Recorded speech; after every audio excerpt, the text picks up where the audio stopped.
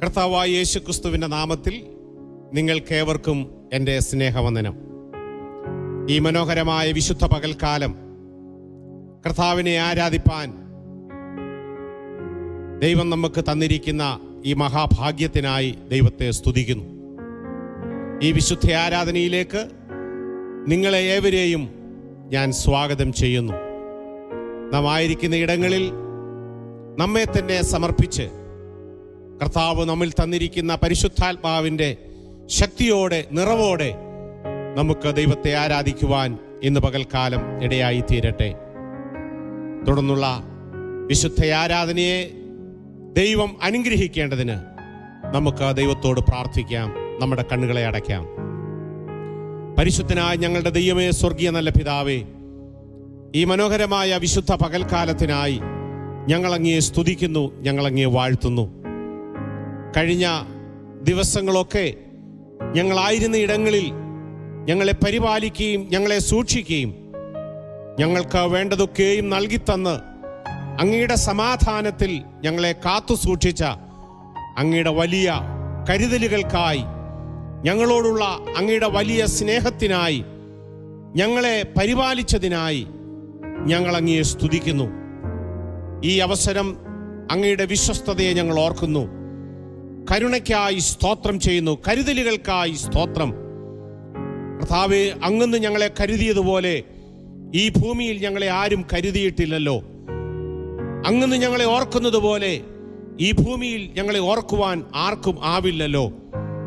ഇന്ന് പകൽക്കാലം ഞങ്ങളെ ഓർത്ത് ഞങ്ങളോട് കരുണ തോന്നി സ്വന്തം പുത്രനെ ഞങ്ങൾക്ക് വേണ്ടി തന്ന അങ്ങയുടെ വചനം ഓർപ്പിക്കുന്നത് പോലെ പൂർണ്ണ ശക്തിയോടെ, പൂർണ്ണ ആത്മാവോടെ, പൂർണ്ണ ബലത്തോടെ, പൂർണ്ണ ഹൃദയത്തോടെ ആരാധിക്കുവാൻ ഇന്ന് പകൽക്കാലം ഞങ്ങളെ സഹായിക്കണമേ എന്ന് പ്രാർത്ഥിക്കുന്നു. ഞങ്ങളെല്ലാം താഴ്ത്തി അങ്ങയുടെ കരങ്ങളിലേക്ക് തരുന്നു പിതാവേ.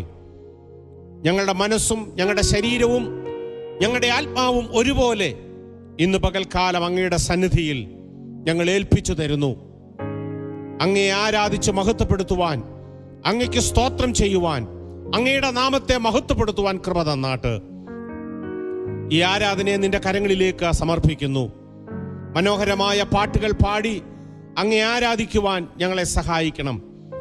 ഞങ്ങൾ പാടുമ്പോൾ ഞങ്ങളുടെ ഉള്ളം സന്തോഷിപ്പാൻ, ഞങ്ങളുടെ ഹൃദയം ആനന്ദിക്കുവാൻ അങ്ങ് സഹായിക്കണമേ.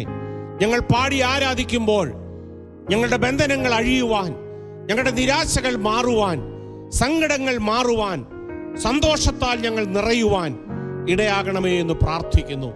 അങ്ങയുടെ പരിശുദ്ധാത്മാവ് അങ്ങയെ പാടി ആരാധിക്കുവാനായി ഞങ്ങളെ ശക്തീകരിച്ചാട്ട്. അങ്ങയുടെ വചനം ഞങ്ങളോട് സംസാരിക്കണമേ. അങ്ങയുടെ വചനം ഇന്ന് പകൽക്കാലം അങ്ങയുടെ ഭൃത്യന്റെ കരത്തിൽ ഏൽപ്പിച്ചിട്ടുള്ളത് ആത്മാവിന്റെ ശക്തിയോടെ ഞങ്ങളോട് സംസാരിപ്പാൻ കർത്താവേ അങ്ങയ്ക്ക് പ്രസാദമാകണമേ. ഞങ്ങളുടെ ഹൃദയങ്ങളെ ഞങ്ങൾ അതിനായി തുറക്കുന്നു. അങ്ങയുടെ വചനം ഇന്ന് പകൽക്കാലം ഞങ്ങൾക്ക് സൗഖ്യമാകട്ടെ. അങ്ങയുടെ വചനം ഞങ്ങളെ വിശ്വാസത്തിൽ ധൈര്യപ്പെടുത്തട്ടെ. അങ്ങയുടെ വചനം ഞങ്ങൾക്ക് ഉന്മേഷവും ഉത്സാഹവും തരട്ടെ കർത്താവേ. ഇന്ന് പകൽക്കാലം ഈ ആരാധനയിൽ വചനം സംസാരിക്കുന്ന ഞങ്ങളുടെ ഭൃത്യനായി പ്രാർത്ഥിക്കുന്നു. കർത്താവിന്റെ പ്രത്യേക അഭിഷേകം അങ്ങയുടെ ദാസന്റെ മേൽ വ്യാപരിക്കണമേ എന്ന് പ്രാർത്ഥിക്കുന്നു. പുതിയ വെളിപ്പാടുകളോടെ പുതിയ ആലോചനകൾ ഞങ്ങളെ അറിയിച്ചാട്ടെന്ന് പ്രാർത്ഥിക്കുന്നു. ഈ ആരാധനയിൽ സംബന്ധിക്കുന്ന എല്ലാ പ്രിയപ്പെട്ടവരെയും അങ്ങയുടെ കരങ്ങളിലേക്ക് തരുന്നു. ഇന്ന് പകൽക്കാലം ആരാധനയിൽ കാഴ്ചക്കാരായല്ല, ഇന്ന് പകൽക്കാലം ഞങ്ങളായിരിക്കുന്ന ഇടങ്ങളിൽ ഞങ്ങളെ തന്നെ മറന്നങ്ങെ ആരാധിപ്പാൻ എല്ലാവരെയും അങ്ങ് സഹായിക്കണമേ എന്ന് പ്രാർത്ഥിക്കുന്നു. ഒരിക്കൽ കൂടെ ഞങ്ങൾ എല്ലാവരെയും താഴ്ത്തി ഏൽപ്പിക്കുകയാണ്. പ്രാർത്ഥന അങ്ങ് കേട്ടതിനായി സ്തോത്രം. യേശുവിന്റെ നാമത്തിൽ തന്നെ പിതാവേ, ആമേൻ, ആമേൻ, ആമേൻ. തുടർന്ന് നമുക്ക് ആത്മീയ ഗീതങ്ങൾ പാടി നമ്മുടെ കർത്താവിനെ ആരാധിക്കാം. ഇന്ന് പകൽക്കാലം ദൈവവചനം നമ്മളെ ദൈവത്തെ ആരാധിക്കുവാനായി ആഹ്വാനം ചെയ്യുന്ന ഒരു സങ്കീർത്തനത്തിലേക്ക് നിങ്ങളുടെ ശ്രദ്ധയെ ഞാൻ തിരിക്കട്ടെ. 95-ാം സങ്കീർത്തനം. വരുവീൻ, നാം യഹോവയ്ക്ക് ഉല്ലസിച്ച് ഘോഷിക്കുവീൻ, നമ്മുടെ രക്ഷയുടെ പാറയ്ക്ക് ആർപ്പിടുക. നാം സ്തോത്രത്തോടെ അവൻ്റെ സന്നിധിയിൽ ചെല്ലുക. സങ്കീർത്തനങ്ങളോടെ അവന് ഘോഷിക്കുക. യഹോവ മഹാദൈവമല്ലോ, അവൻ സകല ദേവന്മാർക്കും മീതെ മഹാരാജാവ് തന്നെ. ഭൂമിയുടെ അധോഭാഗങ്ങൾ അവൻ്റെ കയ്യിലാകുന്നു, പർവ്വതങ്ങളുടെ ശിഖരങ്ങളും അവനുള്ളവ. സമുദ്രം അവനുള്ളത്, അവൻ അതിനെ ഉണ്ടാക്കി. കരയെയും അവൻ്റെ കൈകൾ മനഞ്ഞിരിക്കുന്നു. വരുവീൻ, നാം വണങ്ങി നമസ്കരിക്കുക. നമ്മെ നിർമ്മിച്ച യഹോവയുടെ മുമ്പിൽ മുട്ടുകുത്തുക. അവൻ നമ്മുടെ ദൈവമാകുന്നു, നാമോ അവൻ മേയിക്കുന്ന ജനവും അവൻ്റെ കൈക്കീഴിലെ ആടുകളും തന്നെ. ഇന്ന് പകൽക്കാലം ഒരു ഇടയൻ തൻ്റെ ആടുകളെ നടത്തുന്നത് പോലെ നമ്മെ നടത്തിയ ദൈവത്തെ നമുക്ക് ആരാധിച്ച് മഹത്വപ്പെടുത്താം. ആത്മനിറവിൽ അവനെ ആരാധിക്കാം. നമ്മെ തന്നെ ഒരുക്കി ദൈവസന്നിധിയിൽ ആരാധനയ്ക്കായി സമർപ്പിക്കാം. യേശു എന്നും നല്ലവനെന്ന് നമ്മെ ഓർമ്മപ്പെടുത്തുന്ന, എന്നും നല്ലവൻ, യേശു എന്നും നല്ലവൻ എന്ന മനോഹരമായ പാട്ട് പാടി നമുക്ക് ദൈവത്തെ ആരാധിക്കാം.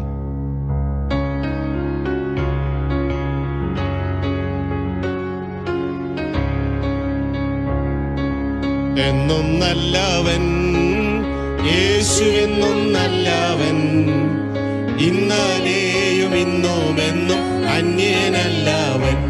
അവൻ ഇന്നലെയും ഇന്നും എന്നും അന്യനല്ലവൻ. ഭാരമുള്ളിൽ നേരിടും നേരമെല്ലാം താങ്ങിടും. ഭാരമുള്ളിൽ നേരിടും നേരമെല്ലാം താങ്ങിടും. സാരമില്ലെന്നോതിടും തന്മാർവിലെന്നെ ചേർത്തിടും. സാരമില്ലെന്നോതിടും തന്മാർവിലെന്നെ ചേർത്തിടും. എന്നും നല്ലവൻ, യേശു എന്നും നല്ലവൻ, ഇന്നലെയും ഇന്നും എന്നും അന്യനല്ലവൻ. അവൻ ഇന്നലെയും ഇന്നും എന്നും അന്യനല്ലവൻ. സംഭവങ്ങൾ കേൾക്കവേ കമ്പമുള്ളിൽ ചേർക്കവേ. സംഭവങ്ങൾ കേൾക്കവേ കമ്പമുള്ളിൽ ചേർക്കവേ. തമ്പുരാൻ തിരുവചനമോർക്കവേ പോമാകവേ. തമ്പുരാൻ തിരുവചനമോർക്കവേ പോലാകവേ. എന്നും നല്ലവൻ, യേശു എന്നും നല്ലവൻ, ഇന്നലെയും ഇന്നും എന്നും അന്യനല്ലവൻ. അവൻ ഇന്നലെയും ഇന്നും എന്നും അന്യനല്ലവൻ. വിശ്വസിക്കുവാനുമേ ആശ വെച്ചിടാനുമേ. വിശ്വസിച്ചിടാനുമേ ആശ വെച്ചിടാനുമേ. വിശ്വമതിലാശ്വസിക്കാൻ ആശ്രയവും യേശുവാൻ. വിശ്വമതിലാശ്വസിക്കാൻ ആശ്രയവും യേശുവാൻ. എന്നും നല്ലവൻ, യേശു എന്നും നല്ലവൻ, ഇന്നലെയും ഇന്നും എന്നും അന്യനല്ലവൻ. അവൻ ഇന്നലെയും ഇന്നും എന്നും അന്യനല്ലവൻ. രാവിലും പകലിലും ചേലിടുതൻ പാലനം. രാവിലും പകലിലും ചേലിടുതൻ പാലനം. ഭൂവിലെനിക്കുള്ളതിനാൽ മാലിനില്ല കാരണം. ഭൂവിലെനിക്കുള്ളതിനാൽ മാലിനില്ല കാരണം. എന്നും നല്ലവൻ, നമ്മുടെ യേശു എന്നും നല്ലവനാണ്. നമുക്ക് ചേർന്ന് പാടാം. എന്നും അന്യനല്ലവൻ. അവൻ ഇന്നലെയും ഇന്നും എന്നും അന്യനല്ലവൻ. എന്നും നല്ലവൻ, യേശു എന്നും നല്ലവൻ, ഇന്നലെയും ഇന്നും എന്നും. ഇന്ന് പകൽക്കാലം യേശു നിങ്ങൾക്ക് നല്ലവനെങ്കിൽ പാടിയാട്ടൊന്നുകൂടെ ഒരിക്കൽ കൂടെ.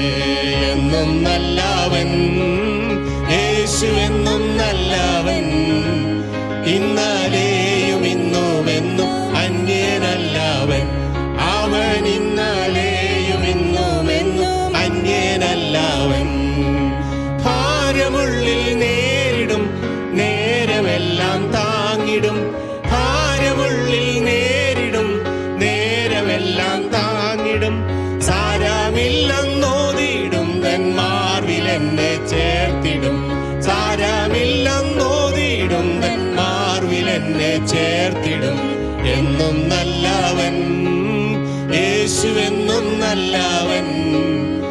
ഇന്നലെയും ഇന്നും എന്നും. ഓ ഹല്ലേലൂയ. ഇന്നലെയും ഇന്നും എന്നും എന്നും എന്നും നല്ലവൻ. യേശു എന്നും നല്ലവൻ. ഇന്നലെയും ഇന്നും എന്നും അവൻ. ഇന്നലെയും ഇന്നും എന്നും അന്യനല്ലവൻ. ഹല്ലേലൂയ. ഇന്നലെയും ഇന്നും എന്നേക്കും മാറാത്തവനായി നിത്യനായ ആ ദൈവത്തെ നമുക്കൊരുമിച്ച് ആരാധിക്കാം. നമ്മെ താങ്ങുവാൻ ഭാരമുള്ളിൽ നേരിടുമ്പോൾ നമ്മെ താങ്ങുന്ന ആ കർത്താവിൻ്റെ കരങ്ങൾ ഈ കഴിഞ്ഞ ദിവസങ്ങളൊക്കെ നമ്മെ താങ്ങിയില്ലേ?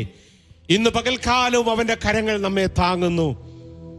നാം ഈ ഭൂമിയിലായിരിക്കുന്നിടത്തോളം നമ്മെ താങ്ങാമെന്ന് വാക്ക് പറഞ്ഞ ആ ദൈവത്തെ നമുക്ക് ആരാധിക്കാം. ഹല്ലേലൂയ. Praise you, Jesus.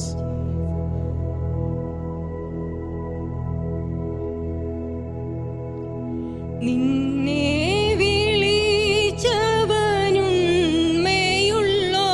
ചേർന്ന് പാടിയാട്ട്. നമ്മുടെ കരങ്ങൾ ഉയർത്തി പാടിയാട്ട്. നിന്നെ വിളിച്ചവനുണ്മയുള്ളോൻ കണ്ണിൻ മണി പോലെ കാത്തിടുമേ. അന്ത്യം വരെ വഴുതാതെയവൻ താങ്ങി നടത്തിയിടും പൊൻകരത്താൽ. ആഴലേറും ജീവിതമരുവിൽ നീ തളരുകയോ ഇനി സഹജേ. ആഴലേറും ജീവിതമരുവിൽ നീ തളരുകയോ ഇനി സഹജേ.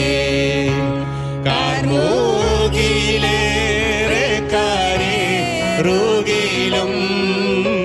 കാണുന്നില്ലേ മഴവില്ലതിന്മേൽ. കാർമൂകിലേറെ കരേറുകിലും കാണുന്നില്ലേ മഴവില്ലതിന്മേൽ.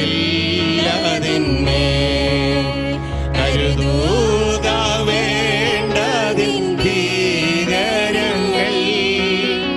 കെടുതികൾ തീർത്തവൻ തഴുകിടുമേ. ആഴലേറും ജീവിതമരുവിൽ നീ തളരുകയോ ഇനി സഹജേ. ഇന്ന് പകൽക്കാലം ഓ ഈ വല്ലാത്ത മരുഭൂയാത്രയിൽ നീ തളരുന്നെങ്കിൽ നിന്നെ താങ്ങുന്ന ദൈവത്തിന്റെ കരങ്ങൾ നിന്നോട് കൂടെയുണ്ട്. മരുഭൂപ്രയാണത്തിൽ ചാരിടുവാൻ ഒരു നല്ല നായകൻ നിനക്കില്ലയോ. മരുഭൂപ്രയാണത്തിൽ ചാരിടുവാൻ ഒരു നല്ല നായകൻ നിനക്കില്ലയോ. കരുതും നിനക്കവൻ വേണ്ടതെല്ലാം. തളരാതെ യാത്ര തുടർന്നിടുക. ആഴലേറും ജീവിതമരുവിൽ ഇന്ന് പകൽക്കാലം നീ ഓർക്കുക, അവൻ നിനക്കായി കരുതുന്ന ദൈവമാണ് ഈ മരുഭൂ പ്രയാണത്തിൽ. Oh Jesus hallelujah. യേശുവിന്റെ നാമത്തിൽ ഒരിക്കൽ കൂടെ മരുഭൂ പ്രയാണത്തിൽ ചാരിടുവാൻ ഒരു നല്ല നായകൻ നിനക്കില്ലയോ. മരുഭൂ പ്രയാണത്തിൽ ഇന്ന് പകൽ നിനക്ക് ചാരി വിശ്രമിക്കുവാൻ, നിനക്ക് ചാരി ആശ്വാസം പ്രാപിപ്പാൻ യേശു എന്ന കരുതും നീനക്കവൻ വേണ്ടതെല്ലാം. തളരാതെ യാത്ര തുടർന്നിടുക, ആഴലേറും ജീവിതമാരുവിൽ നീ തളരുകയോ ഇനി ആഴലേറും ജീവിതമാരുവിൽ നീ തളരുകയോ ഇനി ആഴലേറും ഇന്ന് പകൽക്കാലം നീ തളർന്നിരിക്കുന്നെങ്കിൽ നിന്നെ ശക്തിപ്പെടുത്തുന്ന യേശുവിന്റെ സാന്നിധ്യം നിന്റെ അടുക്കിലേക്ക് ഇറങ്ങി വരികയാണ്. നീ ക്ഷീണിച്ചിരിക്കുന്നെങ്കിൽ നിന്റെ അടുക്കിലേക്ക് ഇറങ്ങി വരുന്ന യേശുവിന്റെ ശക്തിപ്പെടുത്തുന്ന സാന്നിധ്യം, സൗഖ്യമാക്കുന്ന സാന്നിധ്യം ഈ അവസരം ഇറങ്ങി വരികയാണ്. Hallelujah, hallelujah. ഇന്ന് പകൽക്കാലം കർത്താവേ, നിന്റെ സാന്നിധ്യം ഞങ്ങളുടെ സമീപത്തുള്ളതിനായി സ്തോത്രം.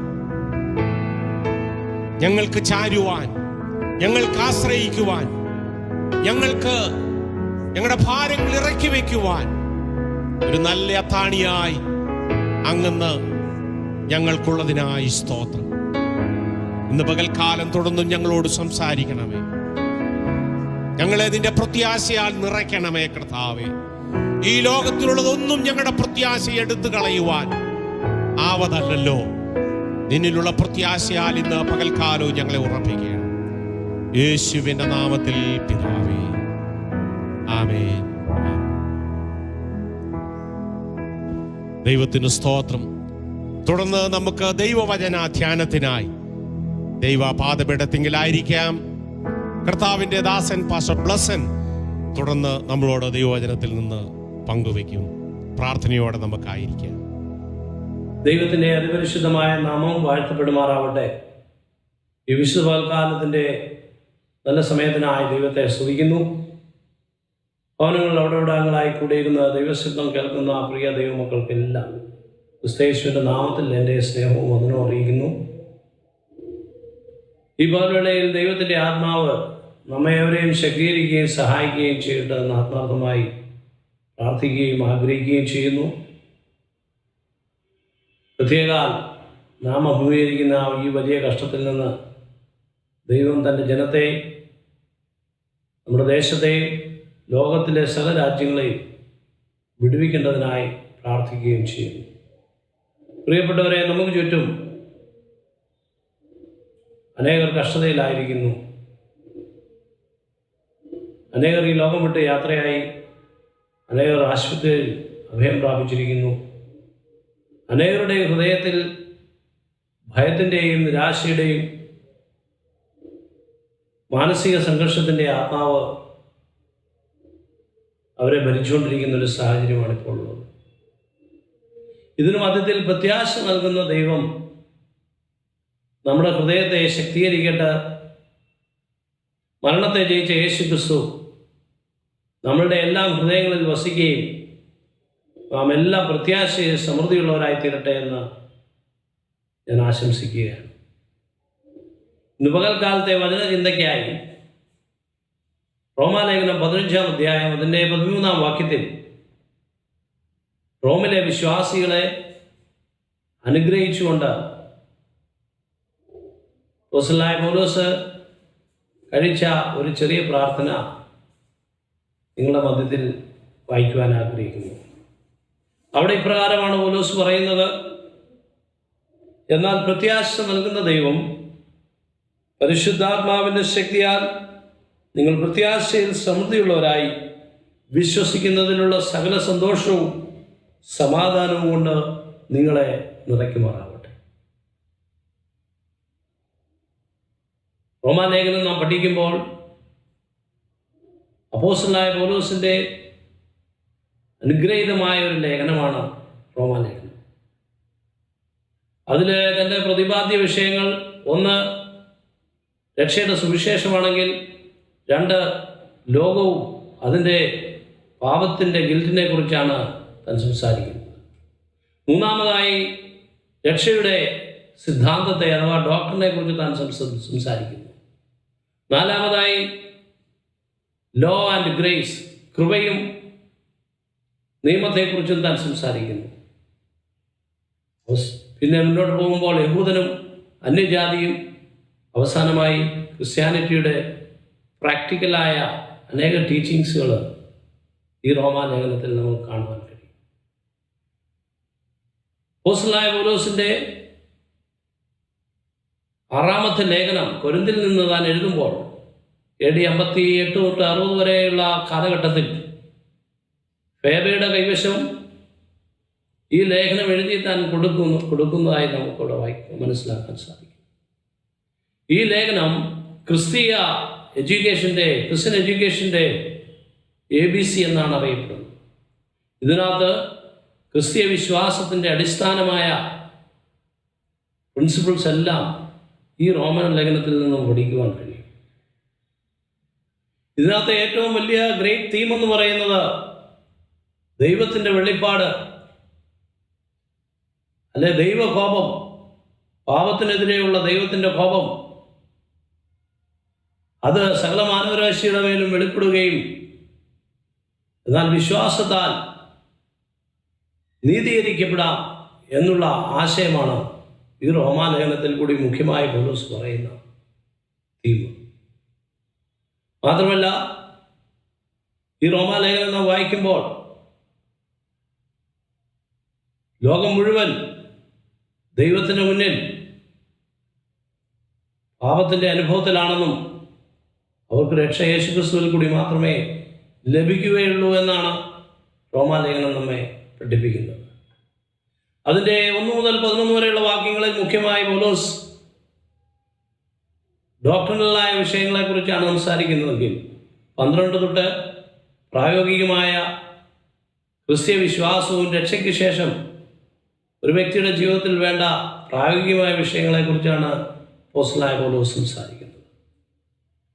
ഈ 14-ാം അധ്യായം 14 തൊട്ട് 15-ന്റെ 13 വരെ നാം വായിക്കുമ്പോൾ അവിടെ പൗലോസ് പറയുന്നത് നോൺ എസെൻഷ്യൽസ് ആയിട്ടുള്ള അനേക കാര്യങ്ങൾ ദൈവസഭയിലുണ്ട്.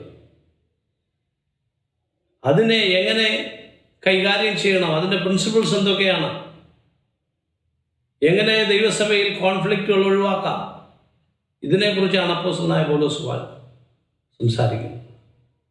ആ 13-ാം വാക്യം തന്നെ എഴുതി അവസാനിപ്പിക്കുമ്പോൾ അവിടെ ത്രിയേക ദൈവത്തിൻ്റെ ആശീർവാദത്തെ അവർക്ക് നൽകിക്കൊണ്ടാണ് ആ ഭാഗം താൻ അവസാനിപ്പിക്കുന്നത്.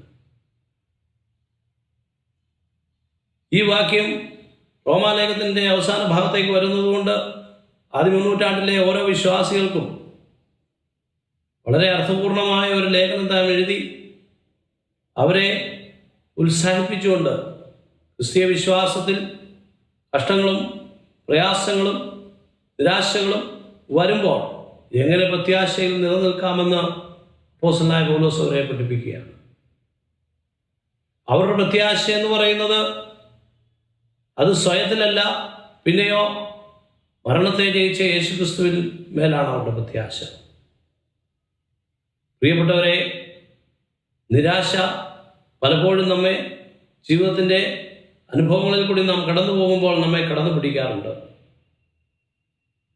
പലപ്പോഴും നമ്മുടെ മനസ്സിൽ ദുഷ്ടനായ പിശാച് ഇതിനൊരു മാറ്റമുണ്ടാവില്ല, ഈ പ്രശ്നത്തിനൊരു പരിഹാരമില്ല എന്നൊക്കെ വളരെ നെഗറ്റീവായ ചിന്തകൾ നമ്മുടെ മനസ്സിൽ കൊണ്ടിടാറുണ്ട്. പക്ഷേ ഇന്ന് പകൽ വേളയിൽ പ്രിയ ദൈവമക്കളെ, നമ്മുടെ ദൈവം, അവർ God is a God of surprises. മനുഷ്യന്റെ നിരാശ പലപ്പോഴും ദൈവത്തിൻ്റെ സമയമാണ്. കാർമേഘം മൂടിയ അനുഭവത്തിൽ, കൊടുങ്കാറ്റിൻ്റെ മധ്യത്തിൽ ദൈവം വെളിച്ചമായി അതിന് മധ്യത്തിൽ വെളിപ്പെടുന്ന അനേക അനുഭവങ്ങൾ നമ്മുടെ ജീവിതത്തിൽ പറയുവാനുണ്ട്. പലപ്പോഴും നമ്മുടെ ആശ നഷ്ടപ്പെട്ട സാഹചര്യത്തിൽ ദൈവം നമുക്ക് വേണ്ടി അത്ഭുതങ്ങൾ ചെയ്തിട്ടുണ്ട്. ഇന്ന് പകൽക്കാലം യെരമ്യാവിനോട് ചേർന്ന് പറയാമോ, നിന്റെ ഭാവിയെക്കുറിച്ച് പ്രത്യാശയുണ്ട്. യെരമ്യാവ് വിളിച്ചു പറയുകയാണ്, എൻ്റെയും നിങ്ങളുടെ ഭാവിയെക്കുറിച്ച് ഒരു പ്രത്യാശയുണ്ട്. കാരണം പ്രത്യാശ നൽകുന്ന ഒരു വലിയവനായ ദൈവത്തിലാണ് നാം നമ്മുടെ പ്രത്യാശയും വിശ്വാസവും പ്രത്യാശയും അർപ്പിച്ചിരിക്കുന്നത്. പ്രിയപ്പെട്ടവരെ, പ്രത്യാശ എന്നുള്ളത് ഒരു ശുഭാപ്തി വിശ്വാസത്തിനപ്പുറത്തേക്ക് നാം ചിന്തിക്കേണ്ടത്. ശുഭാപ്തി വിശ്വാസം എന്ന് പറയുന്നത് ഞാൻ എന്നിൽ തന്നെ ഉള്ള ഒരു ആശ്രയത്തിൽ പറയുകയാണ്, എനിക്ക് ഈ കാര്യങ്ങളെല്ലാം കൈകാര്യം ചെയ്യുവാൻ കഴിയും. എന്നാൽ പ്രത്യാശ നമ്മെ പഠിപ്പിക്കുന്നതല്ല. പ്രത്യാശ നമ്മോട് പറയുന്നത് ഞാൻ ദൈവത്തിൽ ആശ്രയം വെക്കുന്നുവെന്നും ദൈവത്തിന് എനിക്ക് വേണ്ടി വൻ കാര്യങ്ങളെ ചെയ്യുവാൻ കഴിയുമെന്നുള്ളതാണ്. പ്രത്യാശ പലപ്പോഴും വാസ്തവത്തെ ഡിലേ ചെയ്യുന്നതായിരിക്കാം. അതൊരിക്കലും സ്ഥിരതയുള്ള ഒരാശ്രയമായിരിക്കില്ല. എന്നാൽ പ്രത്യാശ, ദൈവം തരുന്ന പ്രത്യാശ എന്ന് പറയുന്നത് അത് വാസ്തവത്തെ ആധാരിതമാക്കിയുള്ളതാണ്. മാത്രമല്ല, ആ പ്രത്യാശ നമ്മോട് പറയുകയാണ്, സാഹചര്യങ്ങളൊക്കെ അനുകൂലമല്ല, എന്നാലും ദൈവം സകലത്തെയും നിയന്ത്രിക്കുന്നെന്നും ദൈവത്താൽ സകലവും സാധ്യമാണെന്ന് ഈ പ്രത്യാശ നമ്മോട് പറയുകയാണ്. പ്രിയപ്പെട്ടവരെ, നാം വിശ്വസിക്കുന്ന ദൈവം മരണത്തെ ജയിച്ച ദൈവമാകയാൽ നമുക്ക് അവനിൽ പ്രത്യാശ വെക്കുവാൻ എല്ലാ കാരണങ്ങളുമുണ്ട്. നമുക്കറിയാം, ഈ സമയത്ത് പല മുഖ്യ വ്യക്തികളും ആത്മഹത്യ ചെയ്തതായി നാം കേട്ടിട്ടുണ്ട്. ഏറ്റവും ഫേമസ് ആയ ഒരു ആക്ടറായിരുന്നു സുശാന്ത് സിംഗ്. എന്നാൽ ലോകത്തിലെ മറ്റു പലതിലും പ്രത്യാശ വെച്ച്, ആശ വെച്ച്, ലോകത്തിൻ്റെ ധനത്തിലും ലോകത്തിൻ്റെ കീർത്തിയിലും ഒക്കെ ആശ വെച്ച മനുഷ്യർ പ്രശ്നങ്ങളെ അതിജീവിപ്പാൻ കഴിയാതെ ആത്മഹത്യയിലേക്ക് കടന്നു പോകുമ്പോൾ ജീവിക്കുന്ന ദൈവം നമുക്കിടെ ഹൃദയങ്ങളിൽ സമൃദ്ധിയുള്ള പ്രത്യാശ നൽകിയിട്ടുണ്ടല്ലോ. പ്രിയപ്പെട്ടവരെ, ഈ പ്രത്യാശയുടെ പ്രത്യേകത എന്താണെന്ന് ചോദിച്ചാൽ, നമ്മുടെ വിശ്വാസം ഒരു ദൈവിക ദർശനത്തെ ആധാരമാക്കി നാം ദൈവത്തിൽ അർപ്പിച്ചിരിക്കുകയും ദൈവത്തിൻ്റെ പരിശുദ്ധാത്മാവിൽ ഞാൻ ആശ്രയം വെച്ചുകൊണ്ട് ആ ദൈവം നമ്മെ നിറയ്ക്കുകയും നമുക്കൊരു ദൃഢവിശ്വാസവും ഒരാത്മവിശ്വാസവും ധൈര്യവും തന്ന് നമ്മെ അനുദിനം ജീവിപ്പാൻ നമ്മെ പ്രേരിപ്പിക്കുകയും ചെയ്യുന്നതാണ് ഈ പ്രത്യാശ. ആകയാൽ ഇന്ന് പകൽക്കാലം എന്നെ കേൾക്കുന്ന എല്ലാ പ്രിയ ദൈവമക്കളും, നിങ്ങളോടുള്ള എൻ്റെ ദൈവാത്മാവിലുള്ള ദൂത് ഇതാണ്: പ്രത്യാശയിൽ സമൃദ്ധിയുള്ളവരായി വിശ്വസിക്കുന്നതിലുള്ള സകല സന്തോഷവും സമാധാനവും കൊണ്ട് നിങ്ങളുടെ ഹൃദയം ഈ പകൽവേളയിൽ നിറയുമാറാവട്ടെ എന്ന് ഞാൻ പ്രാർത്ഥിക്കുകയാണ്. ഈ 13-ാം വാക്യം നാം ഹല്ലേലൂയ വളരെ ശ്രദ്ധയോടെ വായിക്കുമ്പോൾ അവിടെ ത്രിയേക ദൈവത്തെയാണ് പൗലോസ് വെളിപ്പെടുത്തിയിരിക്കുന്നത്. ആ ത്രിയേക ദൈവത്തിൻ്റെ അനുഗ്രഹങ്ങളെക്കുറിച്ചാണ് താൻ പറയുന്നത്. നാം അതിനെ ആഴത്തിൽ പഠിക്കുമ്പോൾ ആ ഭാഗത്തു നിന്ന് നമുക്ക് 3 കാര്യങ്ങൾ പഠിക്കുവാൻ കഴിയും. ഒന്ന്, പ്രത്യാശ നൽകുന്ന ദൈവം അഥവാ ഗോഡ് ഓഫ് ഹോപ്പ്. 2, പ്രത്യാശ നൽകുന്ന വചനം അഥവാ വേർഡ് ഓഫ് ഹോപ്പ്. 3-ാമതായി ആ പ്രത്യാശയുടെ ശക്തി അഥവാ പവർ ഓഫ് ഹോപ്പ്. ഇതിനെക്കുറിച്ചാണ് അപ്പോസ്തലനായ പൗലോസ് അവിടെ പറയുകയും പ്രാർത്ഥിക്കുകയും ചെയ്യും. നമുക്ക് ഈ 3 വിഷയങ്ങളെ വിസ്താരമായി ഒന്ന് പഠിച്ചാൽ, ഒന്നാമത്തെ ഭാഗത്ത് പൗലോസ് പറയുന്നത് പ്രത്യാശ നൽകുന്ന ദൈവത്തെക്കുറിച്ചാണ്. നമ്മുടെ ദൈവം പ്രത്യാശ നൽകുന്ന ദൈവം. ആ ദൈവം പ്രത്യാശ നൽകുന്നത് ദൈവം തിരഞ്ഞെടുത്ത യഹൂദന് മാത്രമല്ല,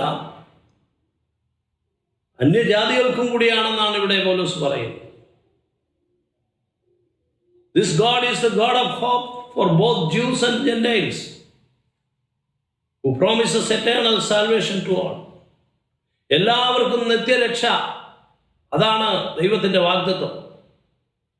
അത് യഹൂദനും അന്യജാതിക്കും എല്ലാവർക്കും ഈ നിത്യരക്ഷ നൽകുവാനാണ് തൻ്റെ പുത്രനെ പിതാവായ ദൈവം ഈ ലോകത്തിലേക്ക് അയച്ചത്. അപ്പോൾ ഈ പ്രത്യാശ നൽകുന്ന ദൈവത്തെക്കുറിച്ച് നാം പഠിക്കുമ്പോൾ യോഹന്നാന്റെ സുവിശേഷത്തിലെ ഏറ്റവും അനുഗ്രഹീതമായ വചനം നമുക്കറിയാം. യോഹന്നാന്റെ സുവിശേഷം 3-ാം അധ്യായം 16-ാം വാക്യം. അവിടെ ഇപ്രകാരമാണ് എഴുതിയിരിക്കുന്നത്: എൻ്റെ ഏകജാതനായ പുത്രനിൽ വിശ്വസിക്കുന്ന ഏവനും നശിച്ചു പോകാതെ നിത്യജീവൻ പ്രാപിക്കേണ്ടതിന് ദൈവം അവനെ നൽകുവാൻ തക്കവണ്ണം ലോകത്തെ സ്നേഹിച്ചു. വിശുദ്ധനും നീതിമാനുമായ സൃഷ്ടാവായ ദൈവത്തോടുള്ള ബന്ധം പുനഃസ്ഥാപിക്കുന്നതിൽ മനുഷ്യനുള്ള പ്രത്യാശ നഷ്ടപ്പെട്ടപ്പോൾ പിതാവായ ദൈവം തൻ്റെ പുത്രനെ ക്രൂശിൽ മരിക്കുവാൻ അനുവദിച്ചിട്ട്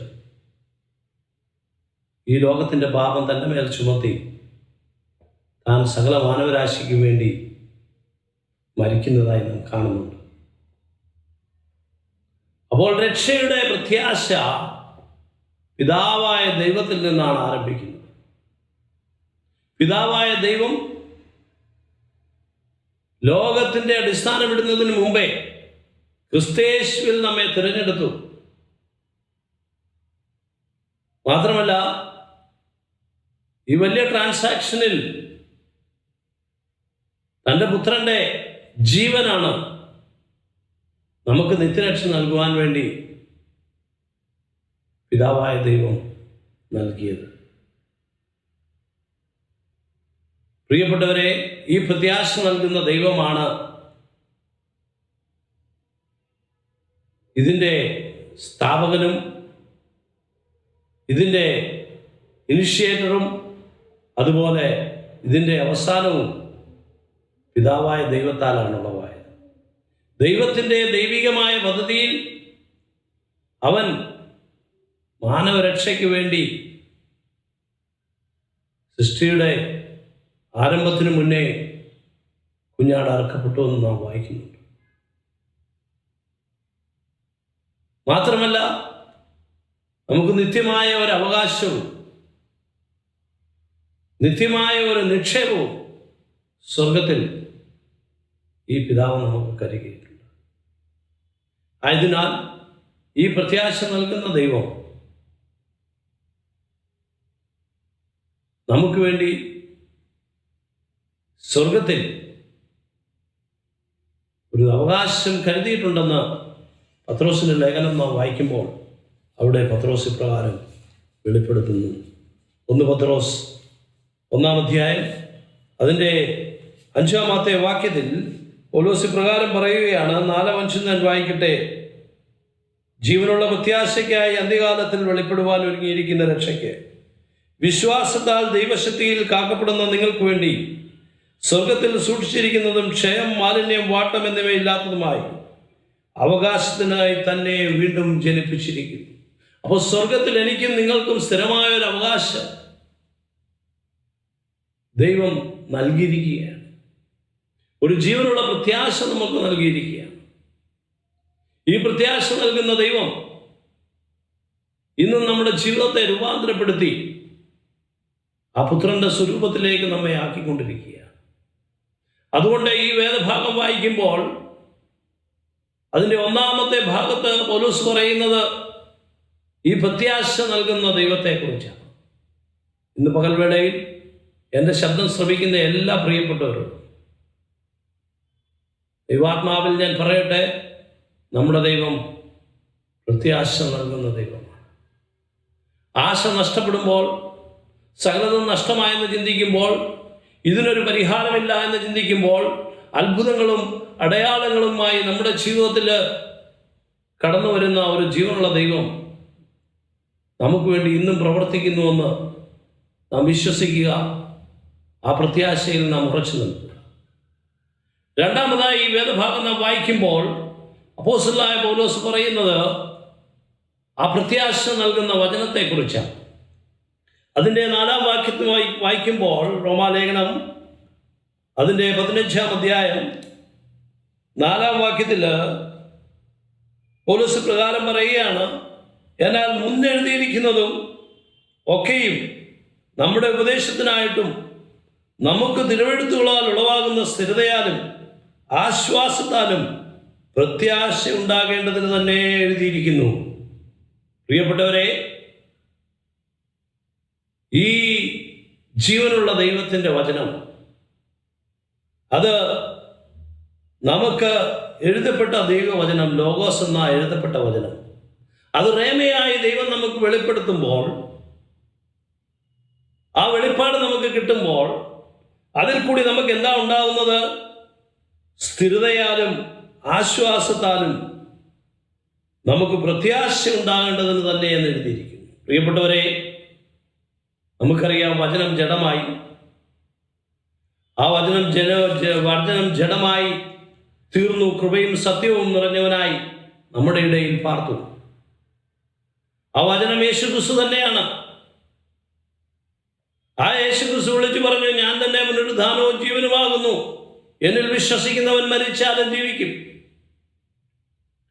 ഇന്ന് പകൽവേളയിൽ ഈ പ്രത്യാശ നൽകുന്ന വചനം അനേക വാഗ്ദത്തങ്ങൾ നമ്മെ ഓർപ്പിപ്പിക്കുകയാണ്. കഴിഞ്ഞ മാസം അമേരിക്കയിലെ ന്യൂജേഴ്സിയിലുള്ള എൻ്റെ ഒരു കസിൻ കോവിഡ് പോസിറ്റീവായി വളരെ കഷ്ടതയിൽ കൂടി കടന്നുപോയി. അദ്ദേഹത്തോട് ഞാൻ സംസാരിച്ചപ്പോൾ അദ്ദേഹം എന്നോട് പറഞ്ഞത് ഒരു വാക്ക് ഇങ്ങനെയാണ്: ശ്വാസം തടസ്സമുണ്ടായി എനിക്ക് ശ്വസിക്കാൻ കഴിയാതെ ഞാൻ ഭാരപ്പെട്ടപ്പോൾ ഞാൻ ദൈവത്തിൻ്റെ ഓരോ വാഗ്ദത്തങ്ങൾ ഓർത്തു. ദൈവം എന്നോട് ഹല്ലേലൂയ സംസാരിച്ച വചനങ്ങൾ ഓർത്തു. ആ വാഗ്ദത്ത വചനങ്ങൾ എന്നെ ബലപ്പെടുത്തുവാനിട വന്നു. ഇന്ന് നാൽപ്പതുവേളയിൽ പ്രത്യാശ നൽകുന്ന ദൈവവചനം നമ്മുടെയും ഹൃദയത്തെ ശക്തീകരിക്കട്ടെ. അസ്ഥിരതയുടെയും മനപ്രയാസത്തിൻ്റെയും ആത്മാവ് മാറി സ്ഥിരതയും ആശ്വാസവും പ്രാപിച്ച് നാം പ്രത്യാശയിൽ സമൃദ്ധിയുള്ളവരായി മാറട്ടെ. കാരണം ഈ പ്രത്യാശ നൽകുന്ന വചനം ദൈവം നമുക്ക് നൽകിയിരിക്കുകയാണ്. അത് യേശുക്രിസ്തു തന്നെയാണ് ആ വചനം.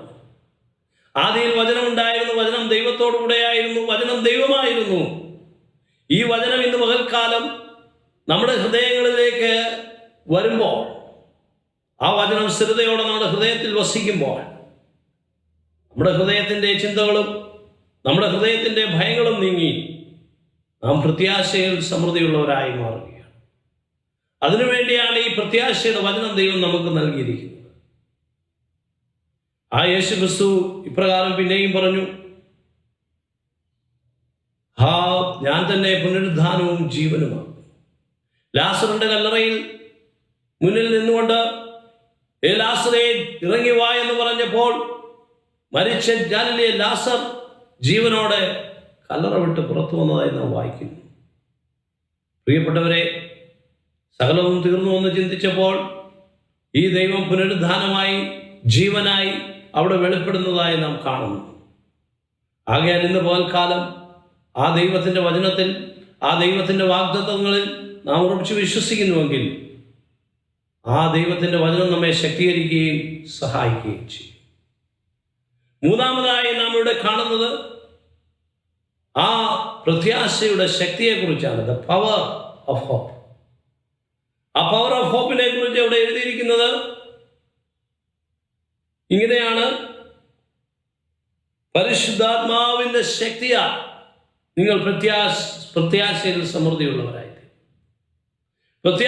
സമൃദ്ധിയുള്ളവരായി തീരാൻ ദൈവത്തിൻ്റെ പരിശുദ്ധാത്മാവിനെ നമുക്ക് സഹായകനായി നൽകിയിരിക്കുകയാണ്. നമ്മുടെ ഹൃദയത്തിലേക്ക് ഈ പ്രത്യാശ ചാനലൈസ് ചെയ്യുന്നത്, സന്തോഷവും അതുപോലെ സമാധാനവും കൊണ്ട് നമ്മുടെ ഹൃദയങ്ങളെ നിറയ്ക്കുന്നത് ഈ ദൈവത്തിൻ്റെ പരിശുദ്ധാത്മാവാണ്.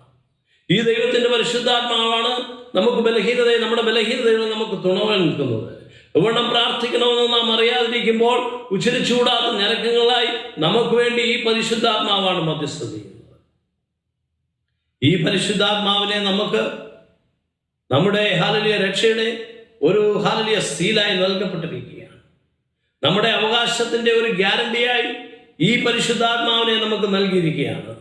ഈ പരിശുദ്ധാത്മാവ് നമ്മെ പാപത്തെക്കുറിച്ചും നീതിയെക്കുറിച്ചും ന്യായവിധിയെക്കുറിച്ചും ഓർമ്മിപ്പിക്കുകയും നമ്മെ ആ ദൈവിക വാഗ്ദത്തങ്ങളെ നമ്മുടെ ഹൃദയങ്ങളിൽ ഓർപ്പിച്ച് നമ്മുടെ പ്രതിസന്ധികളുടെ ഘട്ടത്തിൽ നമ്മെ ബലപ്പെടുത്തുകയും ചെയ്യുന്നതാണ്. മാത്രമല്ല ആ നിത്യജീവനെ കുറിച്ചുള്ള പ്രത്യാശ നമ്മുടെ ഹൃദയത്തെ ധൈര്യപ്പെടുത്തുന്നത് ഈ പരിശുദ്ധാത്മാവാണ്. ഈ പരിശുദ്ധാത്മാവ് നമ്മെ ശക്തീകരിക്കുകയും ബലപ്പെടുത്തുകയും ചെയ്യുകയും നമ്മുടെ ഹൃദയത്തിൽ ഈ പരിശുദ്ധാത്മാവ് പ്രത്യാശയുടെ സമൃദ്ധി നൽകുകയും ചെയ്യും. പ്രിയപ്പെട്ടവരെ, മാത്രമല്ല ഈ വേദഭാഗം നാം വായിക്കുമ്പോൾ ഈ പരിശുദ്ധാത്മാവ് നമ്മുടെ മധ്യത്തിൽ ക്രിയ ചെയ്യുമ്പോൾ, ആ പരിശുദ്ധാത്മാവിന്റെ ശക്തി വ്യാപരിക്കുമ്പോൾ അവിടെ എന്താണ് സംഭവിക്കുന്നത്?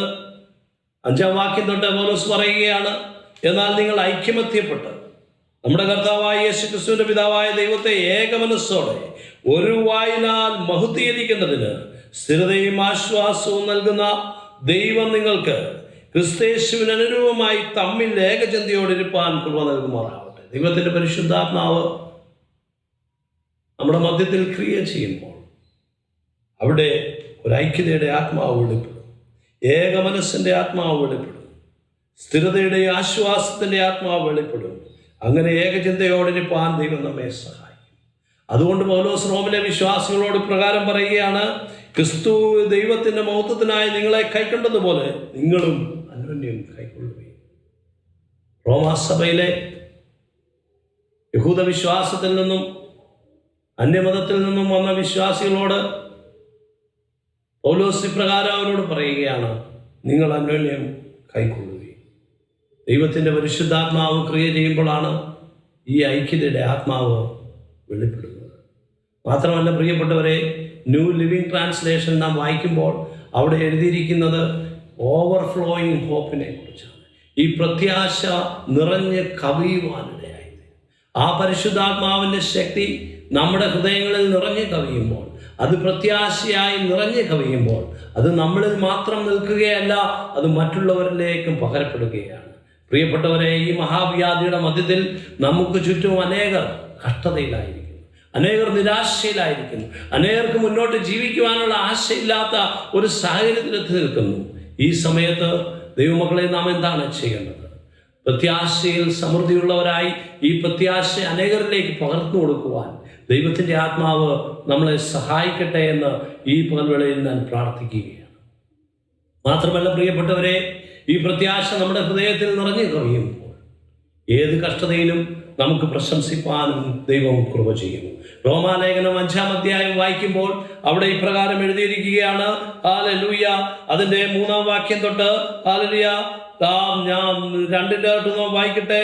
ഹല്ലേലൂയ, നിങ്ങൾ നിൽക്കുന്ന ഈ കൃപയിലേക്ക് നമുക്ക് തന്മൂലം വിശ്വാസത്താൽ പ്രവേശനം ലഭിച്ചിരിക്കുന്നു. നാം ദൈവ തേജസ്സിന്റെ പ്രത്യാശയിൽ പ്രശംസിക്കുന്നു. അതുതന്നെയല്ല, കഷ്ടത സഹിഷ്ണുതയും സഹിഷ്ണുത സിദ്ധതയും, സിദ്ധത പ്രത്യാശ ഉളവാക്കുന്നു എന്ന് പറഞ്ഞ് നാം കഷ്ടങ്ങളിലും പ്രശംസിക്കുന്നു. പ്രത്യാശയ്ക്കോ ഭംഗം വരുന്നില്ല.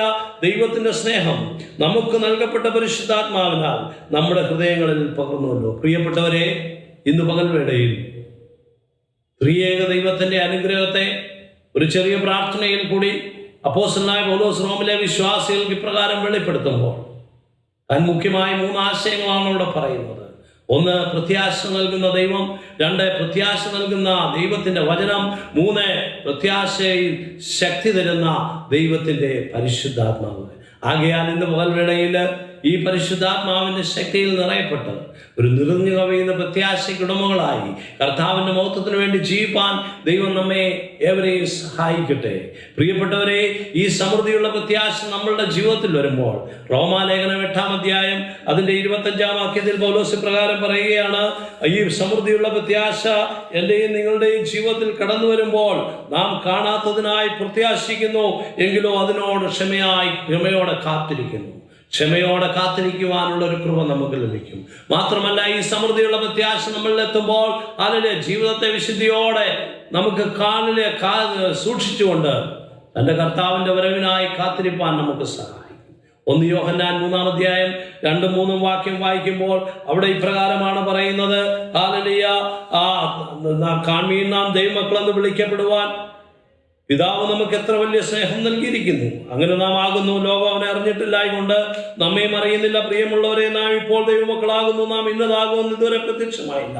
അവൻ പ്രത്യക്ഷനാകുമ്പോൾ നാം അവനെ താനിരിക്കും പോലെ തന്നെ കാണുന്നതാകൊണ്ട് അവരോട് സദൃശന്മാകുമെന്ന് അറിയും.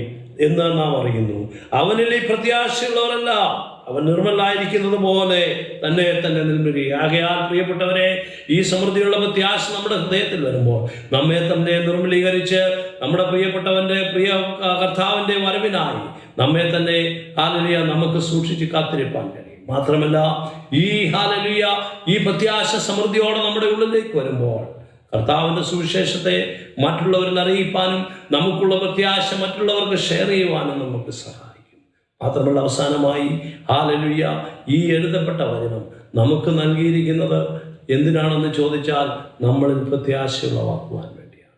ഈ എഴുതിയിരിക്കുന്നതെല്ലാം നമുക്ക് ഉദാഹരണത്തിനായി ദൈവം എഴുതിയിരിക്കുകയാണ്. അതാണ് പൗലോസ് 13-ാം അധ്യായത്തിന്റെ ഹല്ലേലൂയ 4-ാം വാക്യത്തിൽ പറഞ്ഞത്. മുന്നെഴുതിയിരിക്കുന്നതൊക്കെയും നമ്മുടെ ഉപദേശത്തിനായിട്ടും നമുക്ക് തിരുവെഴുത്തുകളുള്ള സ്ഥിരതയാലും ആശ്വാസത്താലും പ്രത്യാശ ഉണ്ടാകേണ്ടതിന് തന്നെ എന്ന് എഴുതിയിരിക്കുന്നു. ആകയാൽ എൻ്റെ വചനം കേൾക്കുന്ന എല്ലാ പ്രിയപ്പെട്ടവരോടും ഇന്ന് പകൽവേളയിൽ ദൈവാത്മാവിൽ എനിക്ക് പറയാനുള്ളത്, ഈ മഹാവ്യാധിയുടെ മധ്യത്തിൽ നമ്മുടെ പ്രത്യാശ നഷ്ടപ്പെടാതെ വിശ്വാസത്തിൽ ഉറപ്പും ധൈര്യവും ഉള്ളവരായി കർത്താവിനെ സേവിപ്പാനും നമ്മുടെ പ്രത്യാശ മറ്റുള്ളവരോട് ഷെയർ ചെയ്യുവാനും വലിയവനായ ദൈവം നമ്മെ ഏവരെയും സഹായിക്കുമാറാകട്ടെ. ആകയാൽ പൗലോസിന്റെ ഈ ആശീർവാദ വചനം ത്രിയേക ദൈവത്തിന്റെ ഹല്ലേലൂയ ഒരു അനുഗ്രഹമായി ദൈവസഭയ്ക്ക് ഞാൻ ഇന്ന് പകൽവേള പകരുകയാണ്. ഹല്ലേലൂയ താൻ ഇപ്രകാരം പറയുന്നു: പ്രത്യാശ നൽകുന്ന ദൈവം പരിശുദ്ധാത്മാവിന്റെ ശക്തിയാൽ നിങ്ങൾ പ്രത്യാശയിൽ സമൃദ്ധിയുള്ളവരായി വിശ്വസിക്കുന്നതിലുള്ള സകല സന്തോഷവും സമാധാനവും കൊണ്ട് നിങ്ങളെ നിറയ്ക്കുമാറാവട്ടെ. നമുക്ക് പ്രാർത്ഥിക്കാം. കരുണയുള്ള ദൈവമേ, സ്വർഗീയ പിതാവേ, അനുഗ്രഹീത പകൽവേളയിൽ നിന്റെ ശബ്ദം ശ്രവിപ്പാൻ ഞങ്ങൾക്ക് ഇടവരുത്തിയതിനാൽ സ്തോത്രം. പരിശുദ്ധാത്മാവേ, നിന്റെ ഹല്ലേലൂയ ഹിതം ഞങ്ങളുടെ ജീവിതത്തിൽ അനുദിനം വെളിപ്പെടുത്തി പ്രത്യാശയിൽ സമൃദ്ധിയുള്ളവരായി അടിയങ്ങളാകുവാൻ നീ സഹായിക്കണമേ കർത്താവേ. ഹല്ലേലൂയ. അടിയങ്ങൾക്ക് നമ്മൾ ജീവിച്ചുവന്ന പ്രത്യാശയ്ക്കായി സ്തോത്രം ചെയ്യുന്നു.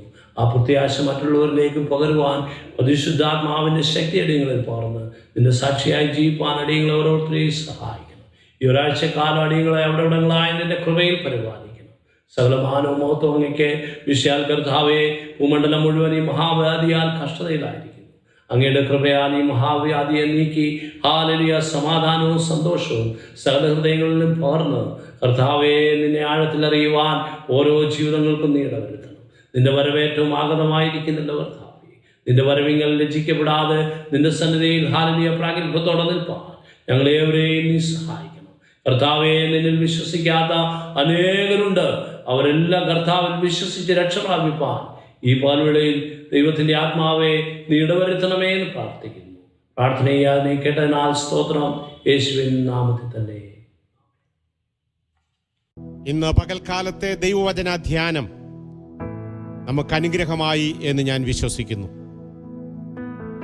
ഇന്ന് പകൽക്കാലം നമ്മളോട് സംസാരിച്ച ദൈവവചനം നമ്മുടെ വിശ്വാസത്തെയും നമ്മുടെ പ്രത്യാശയെയും അധികം വർദ്ധിപ്പിച്ച് ഈ ദുഷ്ടലോകത്തിൽ, ഈ വല്ലാത്ത ലോകത്തിൽ കർത്താവിൽ മാത്രം പ്രത്യാശ വെച്ച് ജീവിപ്പാൻ നമുക്കേവർക്കും ഇടയാക്കട്ടെ. ദൈവം നമ്മെ അനുഗ്രഹിക്കട്ടെ. വരും ദിവസങ്ങളിൽ കർത്താവിൻ്റെ വലിയ കൃപ നമ്മെ ഓരോ ദിവസവും താങ്ങി നടത്തുമാറാകട്ടെ. ആമേൻ.